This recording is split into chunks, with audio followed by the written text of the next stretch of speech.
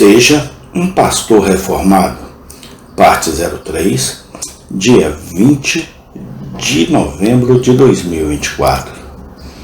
E lamentar seu caso diante de toda a Assembleia e desejar suas orações fervorosas a Deus por perdão e graça renovadora, para que no futuro possam pregar um Salvador que eles conhecem e possam sentir o que falam e possam recomendar as riquezas do Evangelho a partir de sua própria experiência.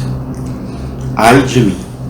É o perigo comum e a calamidade da igreja, ter pastores não regenerados e inexperientes, e ter tantos homens e mulheres se tornando pregadores antes de serem cristãos, que são santificados pela dedicação ao altar como sacerdotes de Deus, antes de serem santificados pela dedicação sincera como discípulos de Cristo, e assim adorar um Deus desconhecido e pregar um Cristo desconhecido, orar por meio de um Espírito desconhecido, recomendar um estado de santidade e comunhão com Deus.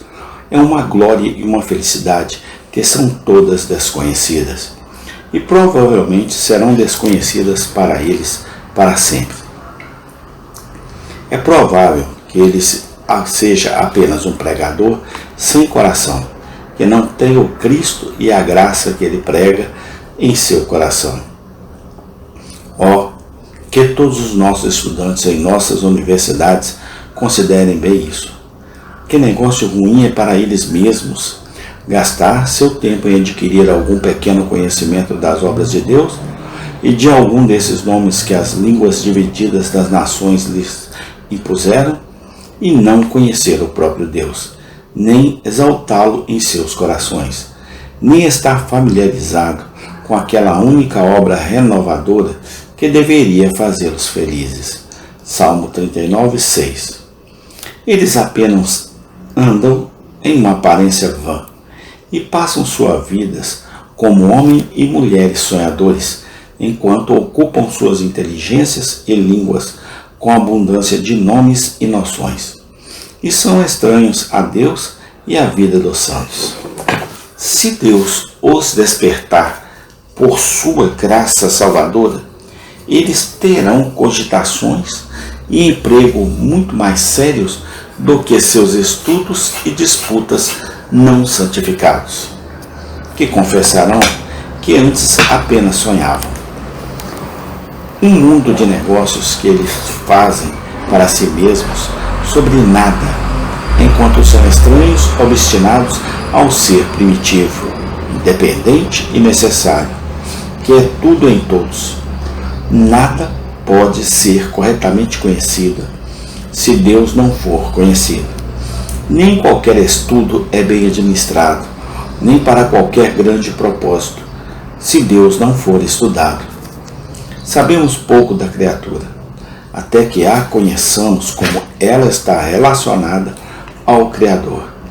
Letras simples e sílabas não compostas não são melhores do que um absurdo. Aquele que ignora aquele que é o Alfa e o Ômega, o Apocalipse 1:8, começo e o fim, e não vê em tudo que o tudo de tudo, não vê nada. Todas as criaturas como tais são sílabas quebradas. Elas não significam nada como separadas de Deus. Se fossem realmente separadas, deixariam de existir, e a separação seria uma aniquilação. E quando as separamos em nossas fantasias, não fazemos nada delas para nós mesmos. Uma coisa é conhecer as criaturas como Aristóteles, e outra coisa é conhecê-las como um cristão. Ninguém, a não ser um cristão, pode ler uma linha de sua física para entendê-la corretamente.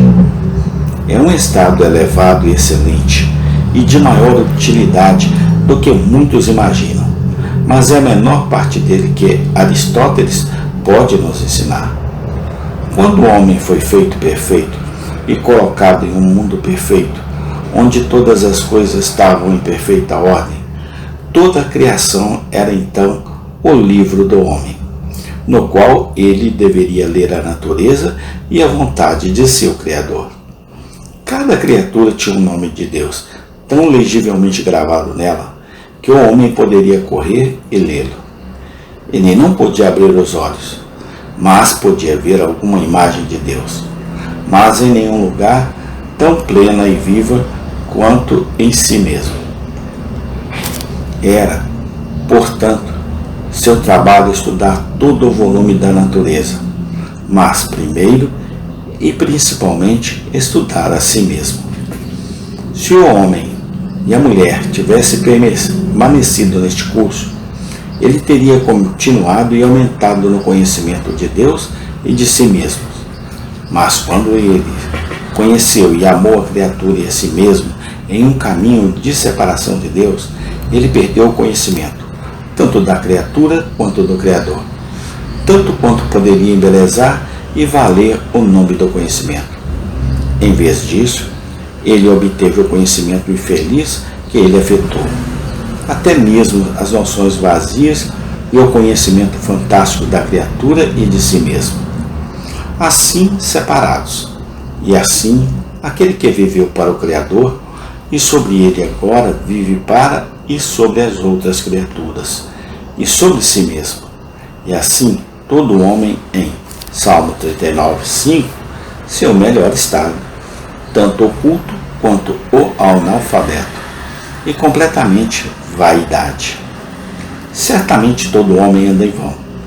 Certamente eles são perturbados em vão. Romanos 11:18-20, Filipenses 2:6.